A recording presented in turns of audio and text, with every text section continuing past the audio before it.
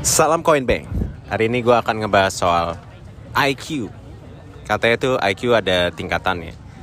Dan menurut gue IQ itu juga tidak 100% memberikan kepastian terhadap kesuksesan sebenarnya.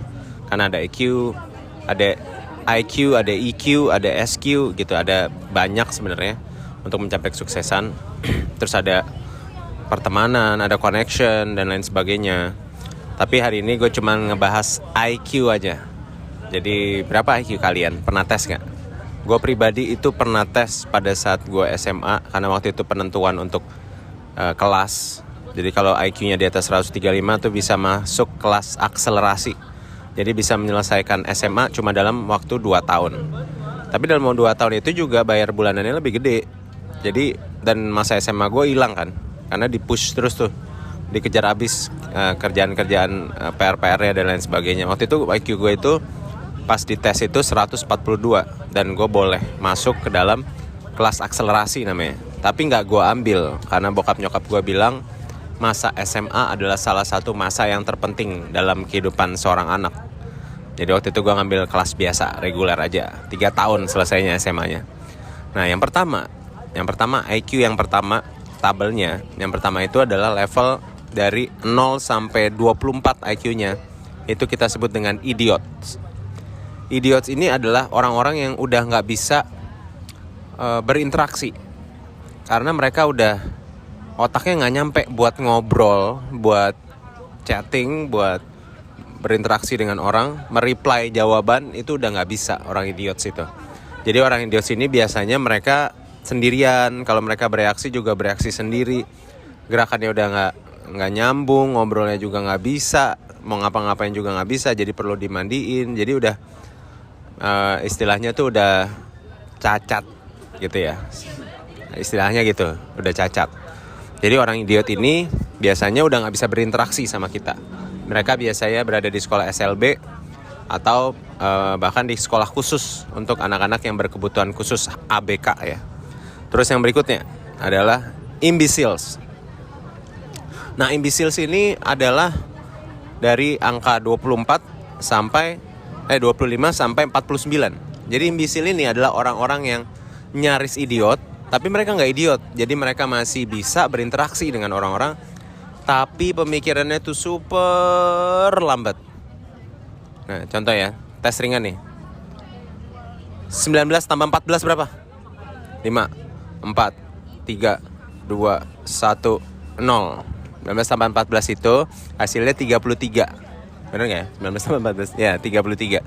Nah, kalian dalam 5 detik itu bisa dapat gak hitungannya?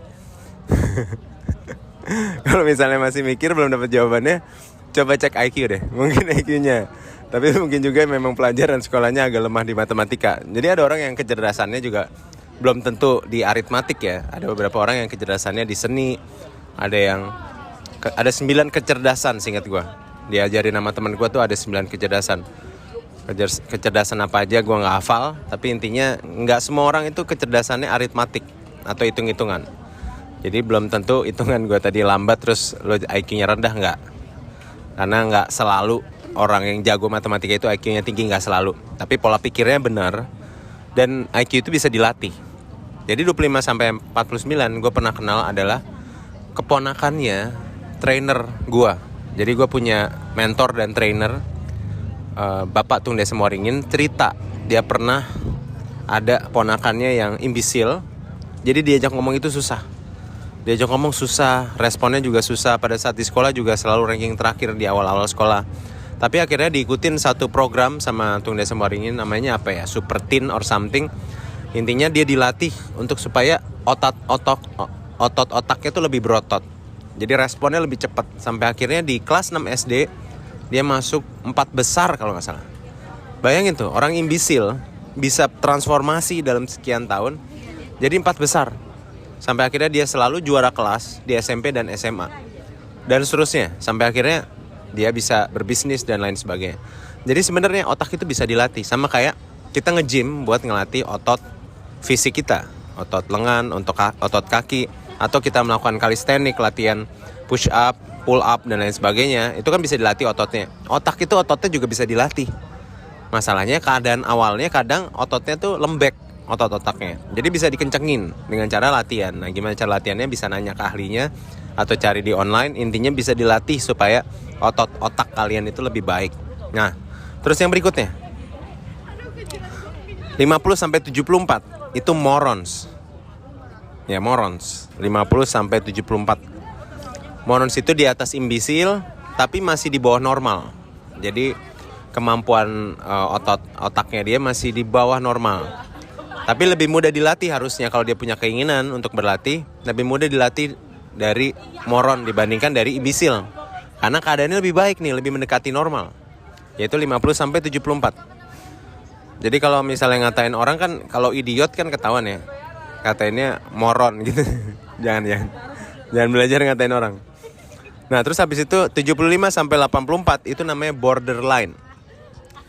Borderline itu batas kenormalan otak manusia.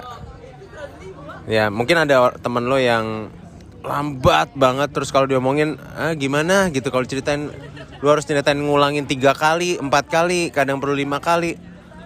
Mungkin dia berada di borderline, mungkin ya IQ-nya gak dilatih kan. Mungkin lingkungannya dia gak melatih dia, mungkin dia selalu nonton film yang ringan-ringan, kemudian hitung-hitungannya juga gak latihan. Habis itu kalau misalnya cara berpikir, pola berpikirnya juga gak dilatih. Akhirnya orang-orang borderline ini berbisnis. Terus bisnisnya akhirnya perhitungannya salah, ininya salah, sosialnya gak jalan. Akhirnya bisnisnya bangkrut. Jadi IQ itu gak 100% menentukan orang sukses sebenarnya. Tapi menurut gue bisa menjadi satu dasar pemikiran. Basic thinkingnya bisa dibentuk dari melatih otot IQ-nya. Kalian harus berteman dengan komunitas yang tepat. Kalau komunitas kalian isinya borderline semua, memang sih di atasnya moron tapi berat bro. Mikirnya lama, solusi gak dapet. Mikirin solusi gak dapet, kreativitas juga gak dapet. Akhirnya bikin bisnis biasanya namanya nyontek aja gitu. Yang lagi viral apa, dicontek. Misalnya lagi viral apa ya? Sekarang yang lagi viral tuh berhubungan dengan apa yang lagi viral? Oh, perselingkuhan. Yang lagi viral misalnya perselingkuhan dari chat di Gojek ya. Jadi misalnya restoran perselingkuhan chat Gojek misalnya gitu, nggak kreatif banget kan? Yang lagi viral, wah dihantem aja. Kopi chat Gojek selingkuh misalnya. Karena dia nggak, kurang kreatif, akhirnya nyontek doang, diplaksin plak gitu. Dan kita sering lihat nih di jalan nih, ada warteg ini namanya, ada warteg itu gitu ya. Terus yang lucu tuh gue pernah lihat warteg namanya sama kayak nama sekolah. Gue gak mau sebutin namanya, tapi pada saat gue lihat ada nama warteg nih, depannya S ya. Terus ada sekolah yang depannya S juga. Jadi gue kayak yang nyontek siapa nih, wartegnya atau sekolahnya? Yang berikutnya adalah dul atau dubil. Jadi dul atau dubil ini adalah batas bawahnya normal sebenarnya. Sebenarnya udah masuk normal, tapi masih agak berat ya. Karena orang-orang dubil ini nih, bisa dibilang orang-orangnya tuh kayak agak-agak nyaru nih, normal atau enggak nih orang nih. Kadang di jalanan gitu yang suka nyerobot nggak pakai sen. Udah gitu yang apa sih, ngerjain kerjaan yang ngaco deh. Kayak misalnya gue pernah lihat nih, ada orang bawa barang di pinggir jurang gitu ya. Tapi ya ngapain bawa-bawa di pinggir jurang, muter-muter dah. Bawa-bawa barang seberat itu di pinggir jurang, ke ini dikit jatuh lah tuh barang. Ada juga yang mobil yang lewat pinggir jurang. Ya gue gak tahu pemikirannya gimana ya, tapi dia kayak apa ya, pasrah tapi kayak dubil gitu. Lu coba cari jalan muter lah. Kalau gak ada jalan ya lu bikin jalan dulu, lu nunggu dulu sebentar, baru abis itu lu lewat. Itu kan resiko banget sebenarnya. Ada juga yang dia udah bawa orangnya sampai full tuh. Kayaknya itu di India atau di mana gue gak tahu. Tapi kan pemikiran-pemikiran kayak gitu kayak normal tapi kayak kurang normal gitu. Jadi ini dubil atau dul. Itu adalah dari nomor angkanya ya, dari 85 sampai 94. Teman gue kemarin ada yang tes 88 katanya. Berarti dia dubil ya, dia dul. Nah, ada yang 95 sampai 104, ini adalah average, normal. Jadi orang-orang normal kebanyakan di 95 sampai 104. Lo pernah tes IQ nggak? Waktu itu gue pernah tes IQ pas SMA, IQ gue 142 katanya. pengen sih tes IQ lagi, kan katanya bisa dilatih ya. Kan udah banyak nih permasalahan yang terjadi dalam hidup gue nggak tahu itu membuat naik atau membuat turun. Nah, salah satu yang menurunkan kualitas IQ itu adalah pada saat lu sering nonton bokep. Kalau lu sering nonton bokep, ya, lu nonton bokep, tiap malam lu nonton bokep, itu bakal menurunkan kualitas IQ lu nih. Otak lu rusak kayak gini nih, ada nih gambarnya. Jadi otak lu makin lama makin terkikis, makin rusak, makin pasif otaknya. Jadi ya gitulah, jadi inilah lemah otak ya. Gak cuma lemah syahwat tapi lemah otak juga. Selain itu kan juga bikin lemah syahwat kan. Karena menurut gue lemah syahwat itu semuanya kontrolnya di mana? Kontrolnya semuanya di otak. Pada saat kebanyakan gula, lu minum gula kayak minum kopi aja, gue tuh udah gak pernah mau lagi untuk masuk ke tempat yang depan es tuh yang viral banget. Itu gue gak mau lagi karena setiap gue minum di situ manis banget minumannya. Gulanya tinggi banget, itu menghancurkan stamina gue, menghancurkan performance gue juga. Jadi gue nggak minum lagi tuh gula-gulaan, karena menurut gue gula-gulaan juga bisa merusak kualitas stamina. Berhubungan dengan otak juga gue nggak tahu sih. Kebanyakan gula juga pasti bahaya, bisa diabetes, bisa ini, bisa itu, bisa gemuk dan lain sebagainya, bisa overweight dan lain sebagainya. Dan lu kalau kurang tidur setiap malam, lu tidurnya pagi terus tapi bangunnya pagi lagi. Udah tidurnya pagi malam tapi bangunnya mesti pagi tiap hari, otak lu hancur bro. Apalagi lu banyakan makan narkoba yang berhubungan dengan syaraf otak. Kayak apa? Kayak contohnya sabu, ekstasi. Itu bikin lu kenceng.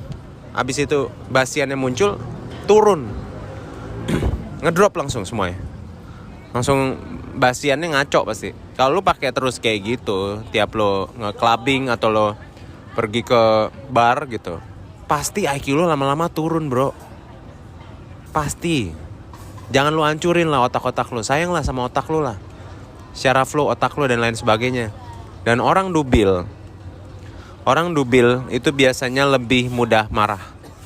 Dalam tekanan yang kecil aja marah, berantem.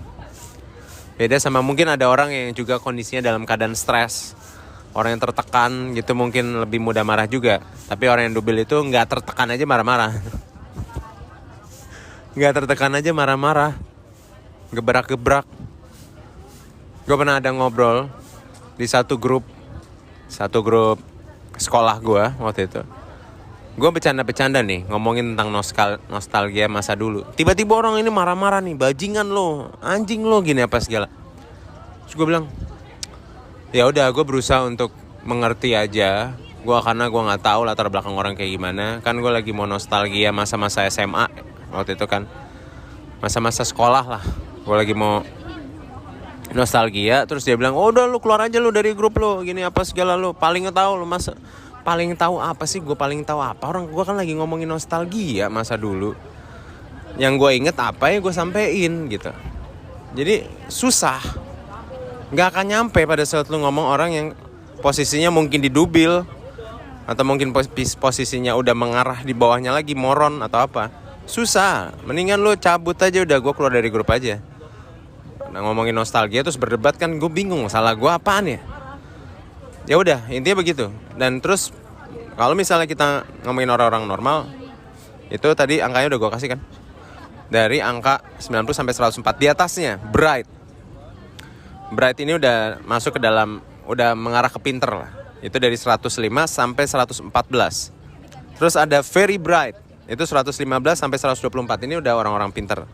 Nah, di atasnya itu 125 sampai 149 masuknya ke superior. Jadi superior ini mungkin udah orang-orang yang mengarah ke genius, karena level pemikirannya dia udah di atas orang-orang pinter, di atas orang-orang yang very bright, superior namanya. Terus gue kenal beberapa teman gue yang IQ-nya 135, itu kakak pasangan gue. Terus abis itu ada teman gue yang IQ 140. Kalau Albert Einstein itu masuknya yang 125, yang 150 sampai 174, karena IQ dia kan 160 tuh berdasarkan data ya. Very superior. Jadi ini udah mengarah ke genius. Nah, biasanya orang yang udah gak bisa berinteraksi juga adalah yang precocious. Precocious ini kayak bahasa ini ya, Italia. 175 and over. Jadi udah di atas 175 IQ-nya. Biasanya juga udah gak bisa nggak bisa bersosialisasi. Jadi mau yang paling tinggi atau yang paling rendah idiot itu udah nggak bisa bersosialisasi tuh. Perkusioso juga mikir nih orang hidup pada goblok amat gitu kali ya. Jadi dia nggak bisa kerja sama orang, dia biasa jadi peneliti dan lain sebagainya. Jadi ada beberapa orang yang perkusios itu yang kemarin gue nonton, ada yang bikin cryptocurrency, orangnya tuh kayak kayak aneh banget. Tapi dia bisa bikin konsep cryptocurrency, berarti kan dia genius ya. Tapi udah nggak bisa bersosialisasi. Itu aja intinya, bisa cek IQ kalian, pasti banyak website nih. Gue kasih website referensi yang menurut gue lumayan bagus. Kalian bisa tes IQ di sana dan juga bisa memilih komunitas kalian dan orang-orang yang bersosialisasi dengan kalian. Bukan artinya pilih teman-teman yang dubil juga boleh ditemenin. Teman-teman yang itu teman lu batasin aja. Udah kalau udah nggak bisa ngobrol, udah berdebatnya nggak masuk, ya udah cabut aja. Jadi tetap pilih-pilih teman yang baik, yang bisa menunjang masa depan lo. Setidaknya bright, nggak harus kaya, tapi mereka berpunya pemikiran yang positif dan juga bisa membangun kemajuan future lo. Itu aja dari gua. Saya Mr. Coinbank. Salam Coinbank.